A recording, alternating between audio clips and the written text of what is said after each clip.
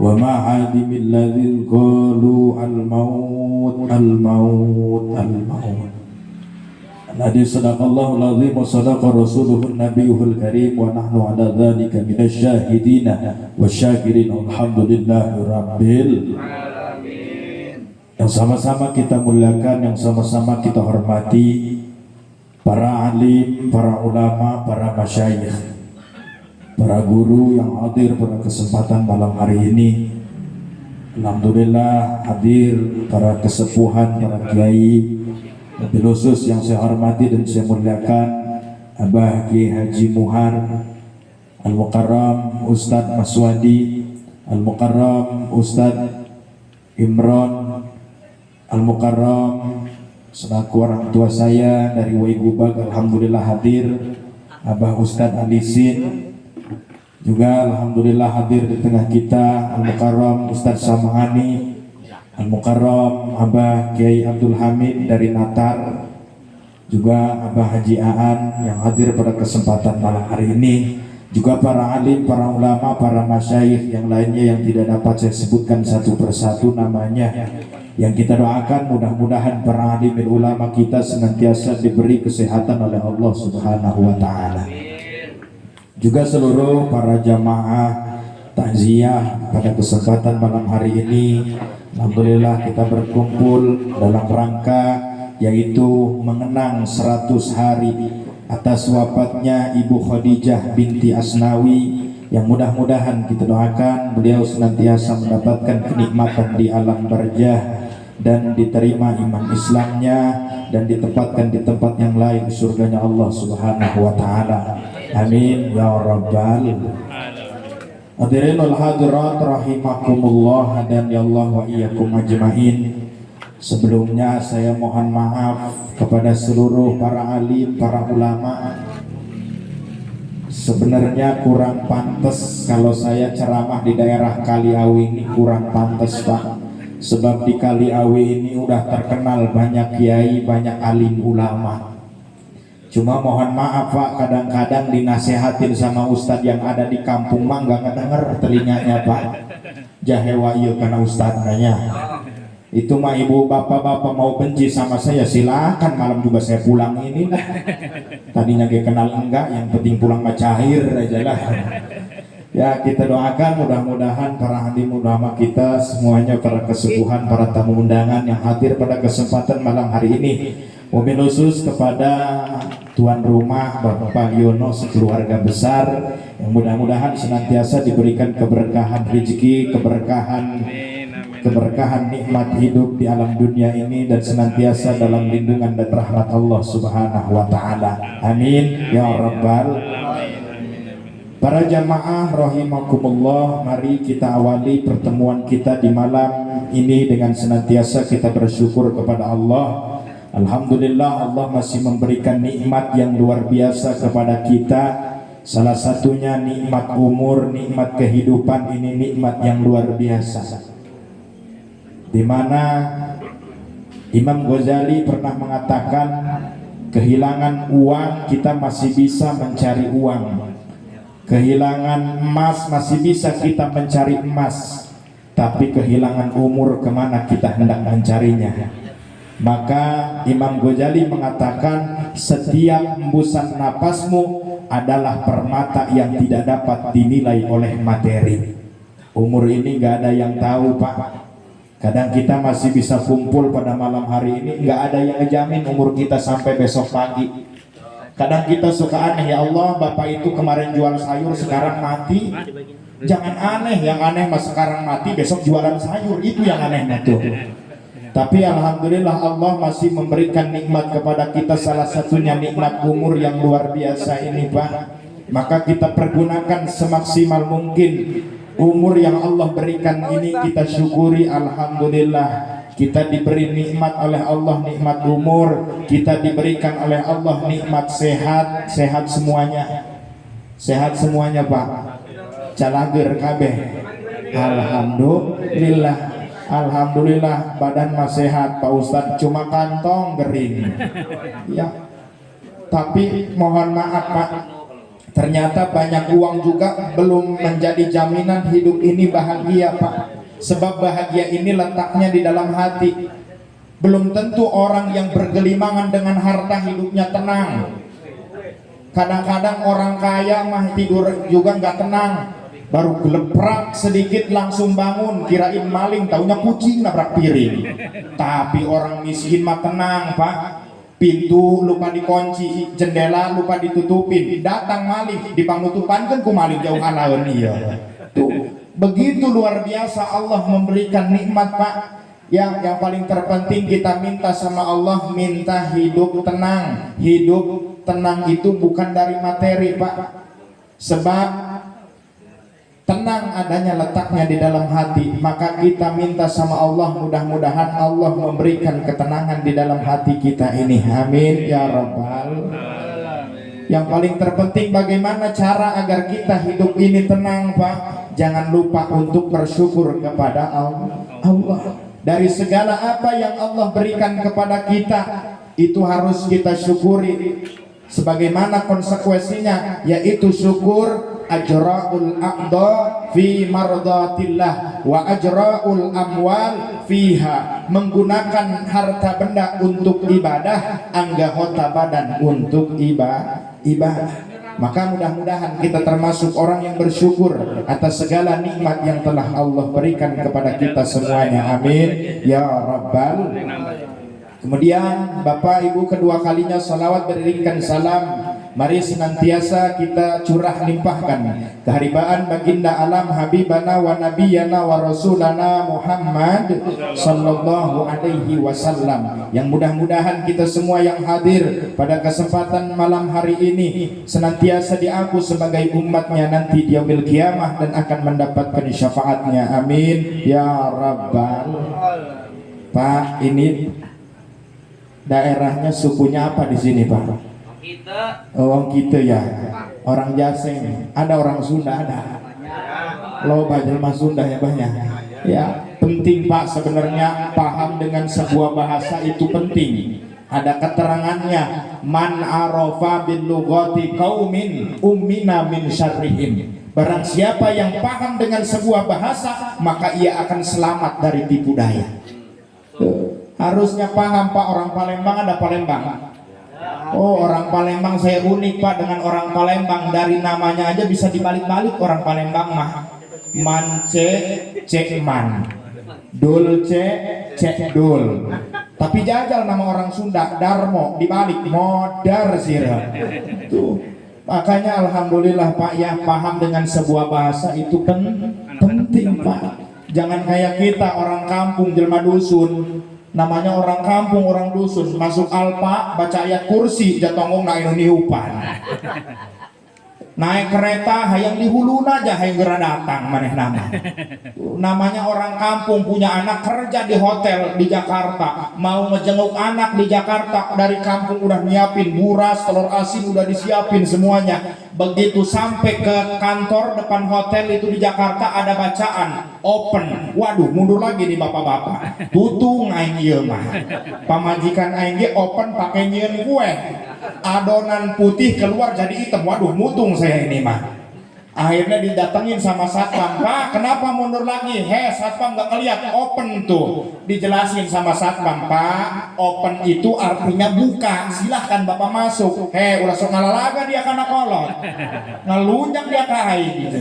Gua lama ada orang, Pak, gagah, mancung, putih, pakai jas, pakai dasi rapih, masuk ke dalam itu hotel. Nggak lama keluar orang negro, pan hitam kulitnya. Terus kata bapak-bapak, tuh, terpercaya dia karena aing tutung tak eta jelema.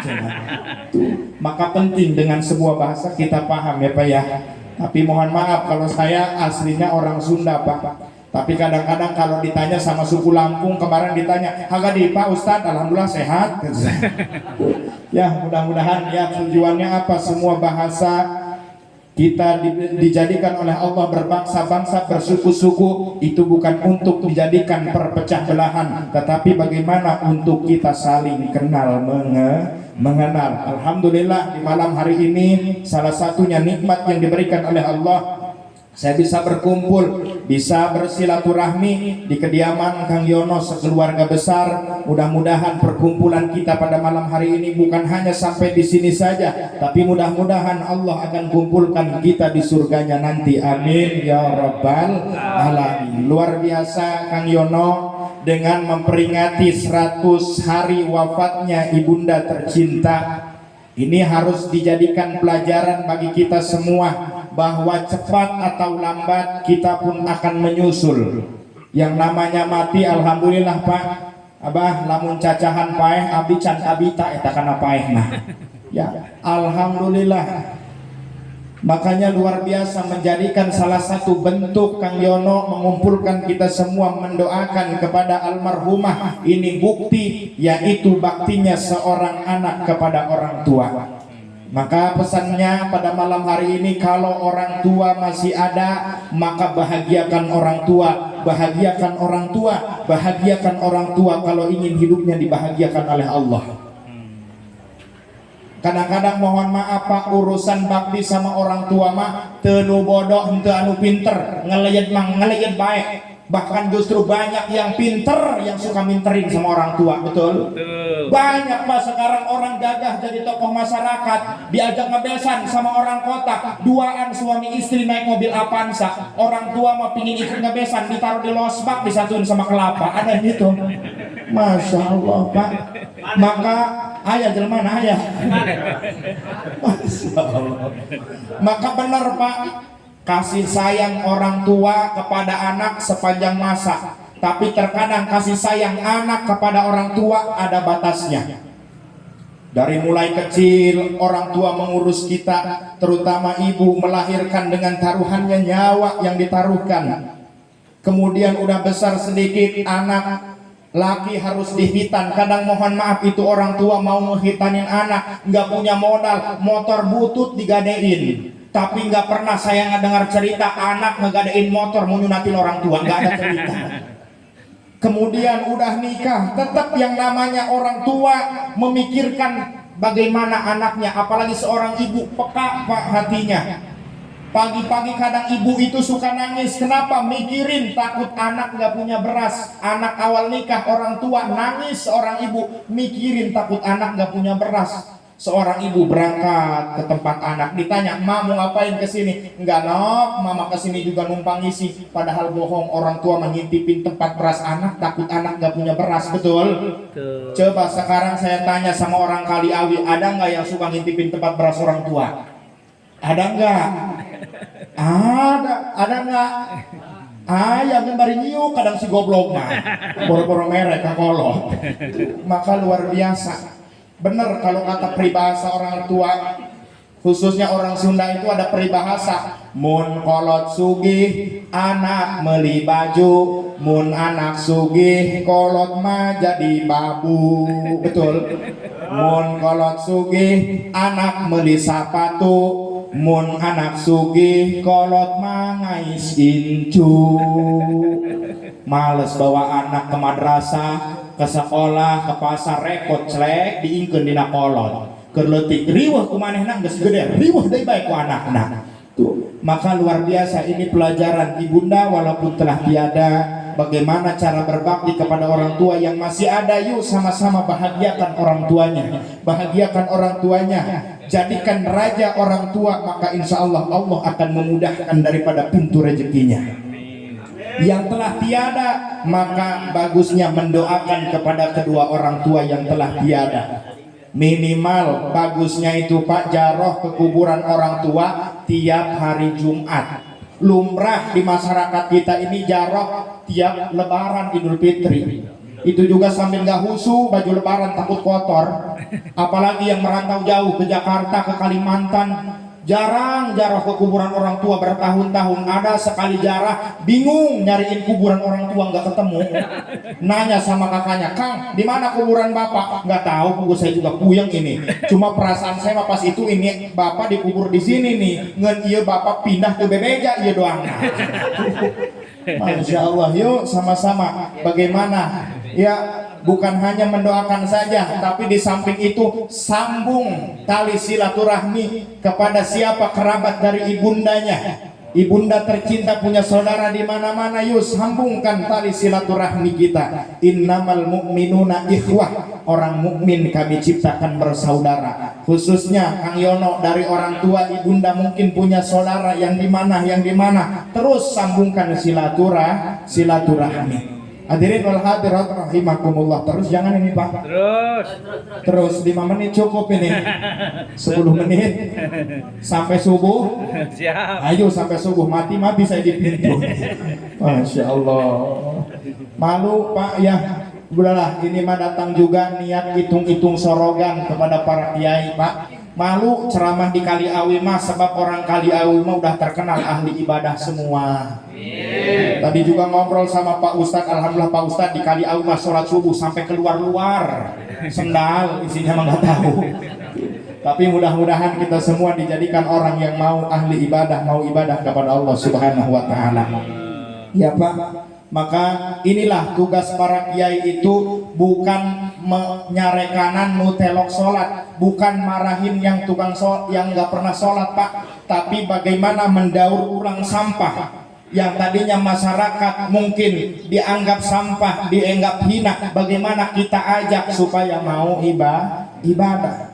Jangan salah Pak, yang namanya kita jadi ustadz juga butuh sama yang bodoh Pak. Bener, ustadz kalau nggak ada yang bodoh mau ngajarin siapa? Ngajaran jurik. Bener Pak, yang bodoh, yang ustadz butuh kepada yang bodoh. Coba buktinya Pak, kalau lagi ada yang mati, siapa yang ngegali kuburan sambil hujan-hujanan Pak? Nu bodoh bos, kiai sama santri bagi-bagi amplop di masjidnya. Tuh, makanya yang bodoh butuh kepada yang pinter, yang pinter butuh kepada yang bodoh butuh kepada yang pinter. Ya dengekeun nu bodoh ulang deh hulu bisa tasuk helm. Ya butuh kepada para kiai memberikan nasihat. Ya kita penting mendengarkan nasihat daripada para kiai. Insya Allah mudah-mudahan kita semua diberi hidayah. Ya, walaupun kita lihat mungkin orang tersebut dianggapnya sampah di masyarakat, banyak dosa, banyak maksiat, tetap Pak, kita seorang tokoh harus kita rangkul, jangan dipukul. Sebab kita nggak tahu yang namanya nasib orang Pak. Mungkin sekarang dia tukang mabuk, tukang judi, tapi bagaimana kalau Allah memberikan hidayah Pak? Maksiatun awrasat zillan waftiqaran khairum min ta'atin awrasat izzan wastikbaran. Seorang pendosa yang mengakui akan dosanya kemudian ia bertobat, itu derajatnya di hadapan Allah lebih baik daripada orang yang ahli ibadah tapi sombong akan ibadahnya. Yuk sama-sama kita semua memperbaiki diri Pak. Termasuk yang ngomong ini jangan beranggapan yang ceramah lebih mulia Pak daripada para jamaah. Naudzubillah Pak. Sama saya juga udah diomong orang ustadz penceramah kadang-kadang subuh kesiangan, ya kesiangan sama aja bos. Iya, apalagi saya dari pondok Pak. Di pondok itu kadang-kadang kalau nggak dibangunin sholat subuh sama kiai, labas kadang sholat subuh. Kata kiai, hoi bangun subuh bangun juga bukan takut sama Allah, takut sama kiai. Kiai keluar dari kamar tidur lagi kadang. Pernah Pak, woi bangun subuh, bangun saya Pak, udah pakai sarung, pakai koko rapi, pakai kopea. Terus itu kiai keluar dari kamar. Maksudnya saya mau mastiin abah udah ke musola belum ya. Begitu saya ngintip ke jendela kamar, ternyata kiai lagi ngintip juga di kaca. Allahu Akbar. Sama aja Pak ya. Tapi mudah-mudahan kita semua diberi hidayah oleh Allah Subhanahu wa taala Pak. Amin ya rabbal alamin. Jangan melihat kepribadian hanya dari cara berpakaian Pak.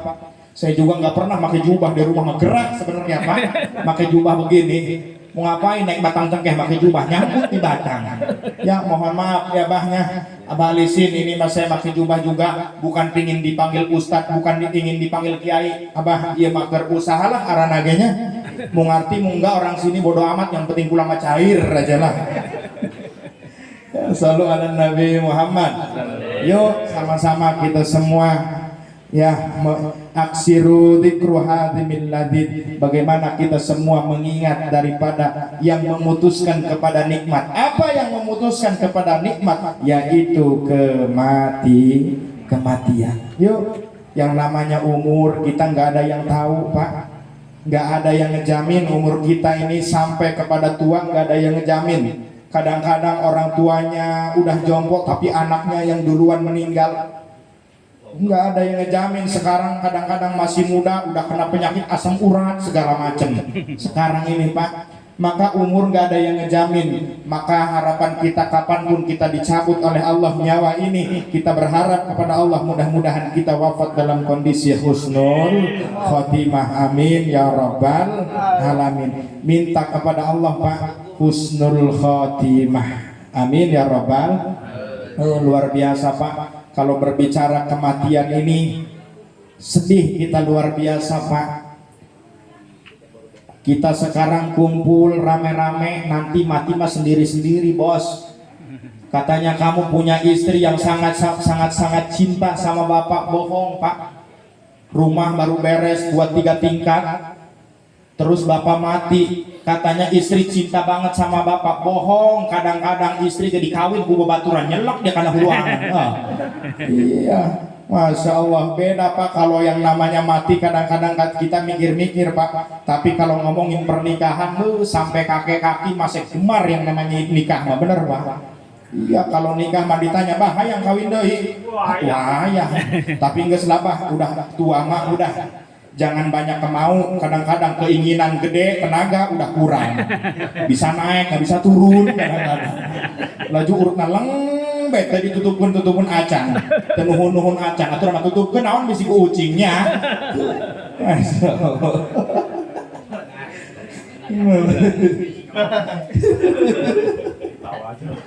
Masya Allah Bah, yuk. Kita sekarang kumpul rame-rame, mati mas sendiri-sendiri bos. Maka belajarlah untuk menyendiri. Karena orang yang kamu cinta tidak akan selamanya ada. Orang yang kamu percaya tidak akan selamanya setia. Bahkan bayanganmu saja akan pergi ketika malam sudah mulai gelap bos. Camkan itu. Mati sendiri-sendiri Pak. Ya, maka mudah-mudahan yuk sama-sama ini kita semua dalam rangka yaitu menunggu ajal, kita persiapkan hal itu semua. Pak, kita mau mati udah punya bekal belum Pak? Udah punya bekal belum? Terus mau mati nekat begitu? Ya.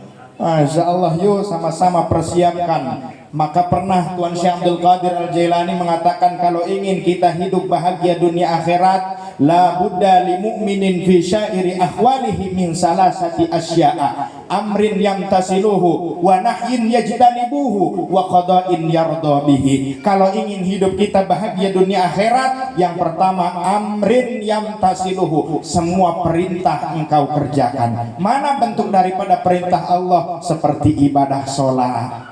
Masya Allah Pak, padahal kalau kita tahu Pak, semua kunci kebahagiaan dari sholat itu udah lengkap Pak.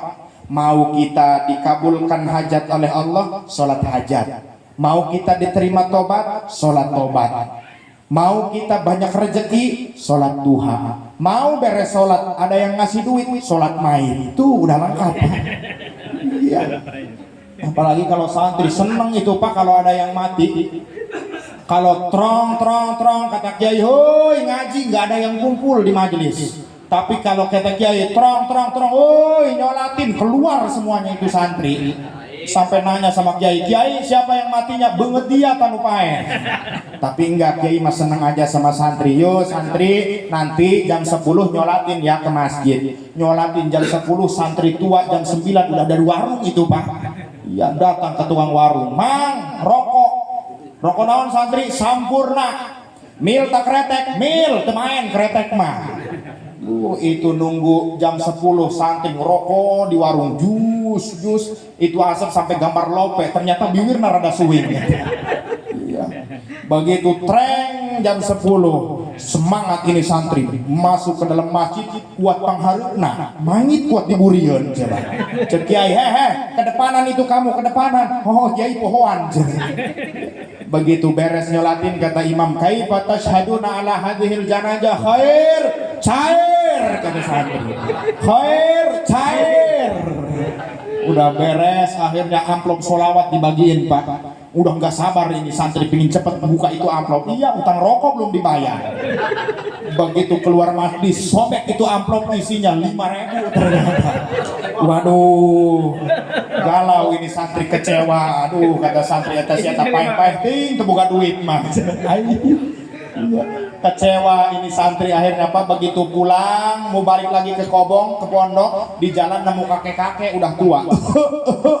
Cek santri, nah iya hiji ceng cerengan aing ya. Masya Allah Pak, ya luar biasa Pak, paling senang itu Pak. Kadang-kadang saya di pondok itu Pak, paling senang pokoknya kalau udah nyolatin ke masjid Pak. Udah nyolatin main aja paling senang. Tapi bukan hanya itu Pak, yuk sama-sama kita persiapkan diri. Yang pertama, amrin yang tasiluhu, semua perintah engkau kerjakan, terutama ibadah sholat. Ibadah sholat ini yang berat Pak, apalagi sholat subuh. Kadang-kadang kayak ada yang ngebisikin di telinga. Yang satu bangun subuh ambil sejadah. Yang satu ngebisikin tarik selimut. Lantaran orang kali awi mah ahli ibadah semua, akhirnya diambil itu sejadah pakai selimutan. Masya Allah. Pak berat Pak. Sholat, kemudian puasa. Alhamdulillah kita sebentar lagi menyambut bulan suci Ramadan Pak. Ya, puasa itu bagaimana kita menahan diri kita. Jangankan yang diharamkan, yang boleh saja kita harus menahannya. Seperti makan, minum, semua kita tahan. Boleh makan habis maghrib, boleh minum habis maghrib. Istri bapak halal habis terawih Pak, habis maghrib. Masya Allah. Ya, tuh kita semua. Yang pertama, amrin yang tasilhu, semua perintah kita kerjakan. Apa yang telah diperintahkan oleh Allah kepada kita laksanakan. Wa nahyin yajtanibuhu. Kemudian yang kedua, kalau ingin bahagia dunia akhirat, maka semua larangan Allah engkau tinggalkan. Terutama dalam kita kehidupan sehari-hari ini Pak, dalam kita bermuamalah, tentunya riba dan lain sebagainya harus kita tinggalkan Pak. Ini yang susah. Kadang-kadang dinasehatin sama ustadz kampung, hati-hati yang kamu makan takut ada barang yang haram. Gimana ngejawabnya? Lah Kiai, jangan ngomong-ngomong barang yang halal, yang haram ge gararati. Kuari mendek barang setan, barang siluman asal ulah melak nanti korong. Tuh Masya Allah. Inilah Paknya. Kullu lahmin nabata minal haram fannaru aulabi. Setiap yang daging tumbuh dari barang yang haram, maka neraka lebih baik untuk membakarnya. Ya.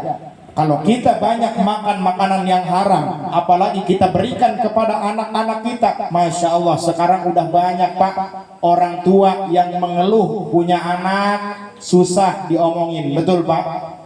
Banyak yang datang sama saya, Pak Ustadz gimana anak saya ini ya, disuruh ibadah nggak mau ibadah, disuruh sholat nggak mau sholat, dinasihatin malah ngelawan. Coba Pak Ustadz minta doanya. Kata saya gampang Bu, doanya udah bacain ayat kursi. Maksudnya Pak Ustadz baca ayatnya babukeun kursi kahuluna. Tuh Masya Allah.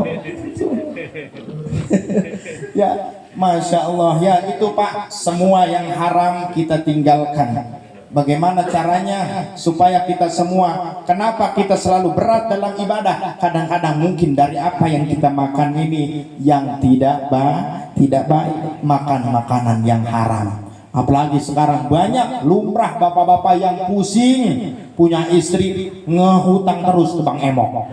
Ada Pak? Ya, makanya berhenti dari sekarang Pak. Ya mudah-mudahan kita semua diberi hidayah oleh Allah Subhanahu wa Ta'ala. Yang ketiga, kalau ingin hidup kita bahagia, maka wa qada'in yardha bihi, kita semua harus bagaimana belajar menerima ketetapan takdir yang telah Allah berikan kepada kita. Ini yang sulit Pak, belajar menerima takdir. Kata bapak-bapak, ya Allah, segini mas saya muka nggak jelek-jelek amat ya Allah, tapi kenapa punya istri mana pendek, hitam, dipoto dapat kepalanya doang. Belajar husnudzon sama Allah Pak. Mungkin Allah menginginkan yang terbaik untukmu. Bapak kadang-kadang kalau punya istri cantik mah kadang-kadang dulunya bekas diapelin sama orang Pak, bekas dibawa-bawa sama orang, kadang-kadang urut dicabakan ku batur. Tapi kalau punya istri jelek mah insya Allah Pak aman pokoknya mah. Nggak pernah ada yang ngapelin, nggak pernah ada yang ngebawa-bawa. Leungit ge di Jakarta balik deui unu ngarah setan. Nggak pernah ada yang nyentuh, ada sekali disentuh sama setan, setannya kesurupan. Belajar menerima takdir ini Pak yang susah.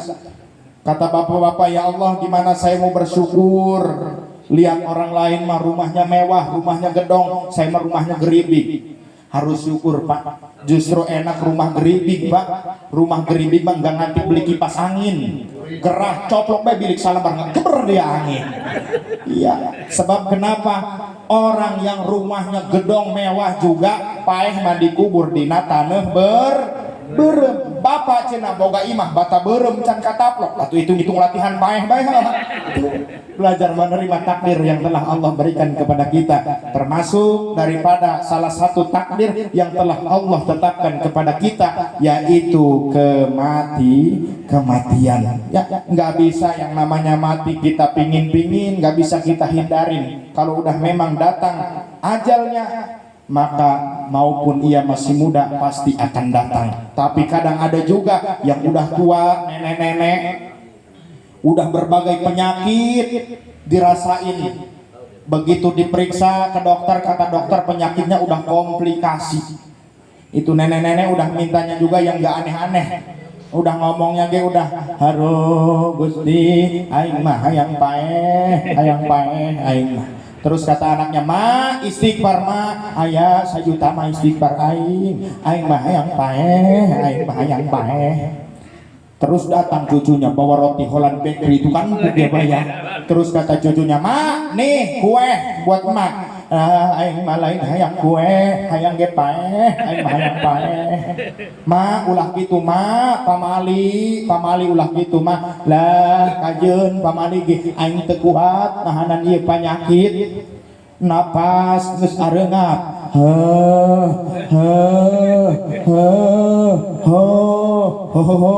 Gudang garam jaya cenah.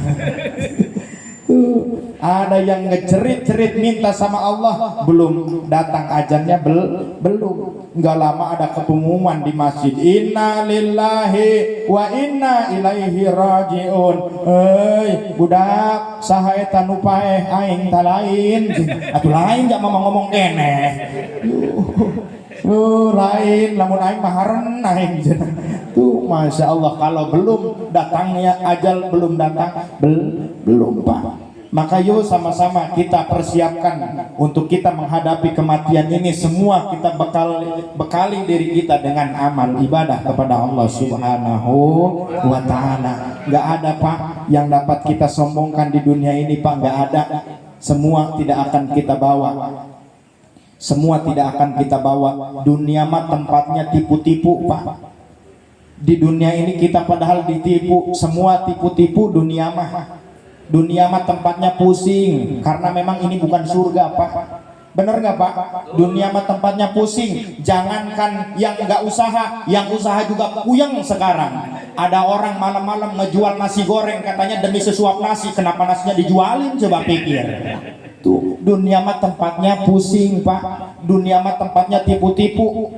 Ya, makan chicken keluar kuning, makan seblak keluar kuning. Hanya satu yang jujur, makan genjer, asup hejo keluar hejo. Masya Allah. Yuk kita semua bekali dengan amal ibadah. Salah satunya jangan bosan-bosan dalam ibadah, supaya ibadah kita sesuai dengan syariat. Tentunya harus dengan ilmu Pak. Jangankan perkara ibadah, ibu bapak Pak, kue bolu aja itu ibu-ibu kalau nggak dengan ilmu acak-acakan. Begitu itu suami istri datang ke tempat yang hajat, di tempat hajat makan kue bolu. Begitu pulang kata suaminya, "Bu, tadi enak ya kue bolu, ibu bisa nggak buat kue bolu?" Itu bisa lah, padahal mata beku kita pamajikan. Nggak semang adegan baik, kadieukeun duit napa? Kadieukeun kan perempuan begitu ya Pak ya. Belum apa-apa udah duit melulu. Duit udah dikasihin sama suaminya, bingung ini. Ya Allah, gimana saya mau buat kue bolu? Mau nanya gengsi kali. Udahlah, saya inisiatif mau ke tempat sampah yang hajat. Mudah-mudahan masih ada bekasnya. Begitu ke tempat sampah yang hajat, dilihat ada cangkang telur, oh pakai telur berarti ini bolu.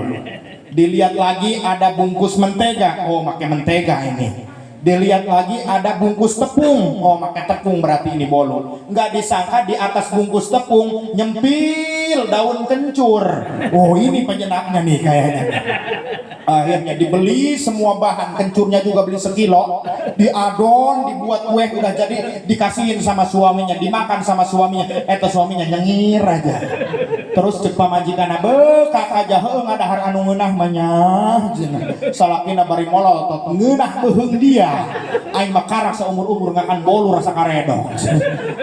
Sebab tidak dengan ilmu. Terlebihnya dari kita segi ibadah, bagaimana supaya ibadah kita diterima oleh Allah, salah satunya harus dengan ilmunya.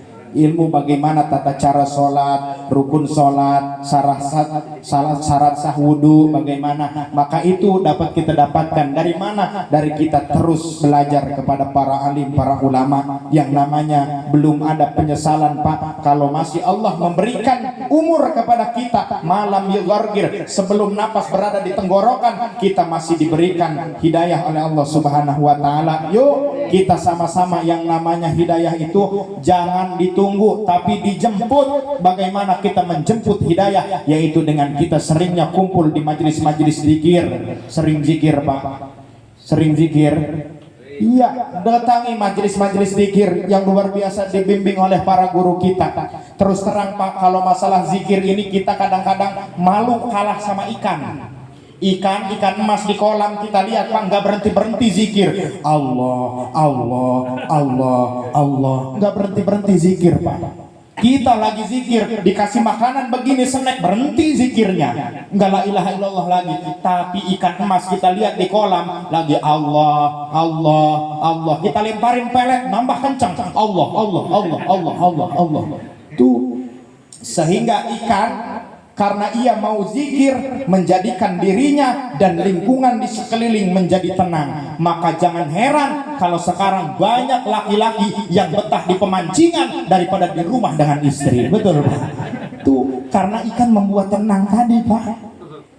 Ikan karena mau berzikir sehingga menjadikan tenang Pak, lingkungan sekeliling menjadi tenang. Kadang-kadang bapak-bapak nggak masuk akal beli akuarium ukuran 30 kali 40 Pak, terus diisi air, diisi ikan. Apa kata bapak-bapak bahasanya? Obat stres. Padahal yang harus stresnya ikan Pak, dikurung. Tapi orang yang bisa kemana-mana obat stres katanya bahasanya. Artinya apa? Ikan karena mau berzikir, walaupun jasadnya terpenjara, tapi ruhnya bebas karena selalu berzikir mengingat kepada Allah Subhanahu wa Ta'ala. Maka yuk sama-sama kita semua belajar terus, ngaji, tholabul ilmi terus, zikir. Yuk sama-sama dibarengi tholabul ilmi, dibarengi zikir. Insya Allah itu akan membawakan rahmat dari Allah Subhanahu wa Ta'ala. Amin ya rabbal alamin. Ibu bapak hadirin wal hadirat rahimakumullah, hadani Allah wa iyyakum ajmain. Mungkin hanya itulah yang dapat saya sampaikan pada kesempatan yang berbahagia ini. Mohon maaf jika dari awal hingga akhir banyak sekali kekeliruan, kehilapan daripada diri saya pribadi kepada para alim ulama. Mungkin ada beberapa keterangan saya yang salah, mohon dimaafkan yang sebesar-besarnya. Kepada para alim ulama, para masyarakat semuanya, jika ada kata yang kurang berkenan, maka kepada semua para jamaah saya mohon maaf, kepada Allah saya mohon ampun. Ikan sepat, ikan gabus terdampar di daratan lebih cepat, lebih bagus karena perut ustaz udah kelaparan. Kurang dan lebih saya mohon maaf. Wallahul muwaffiq ila aqwamit thoriq. Assalamualaikum warahmatullahi wabarakatuh.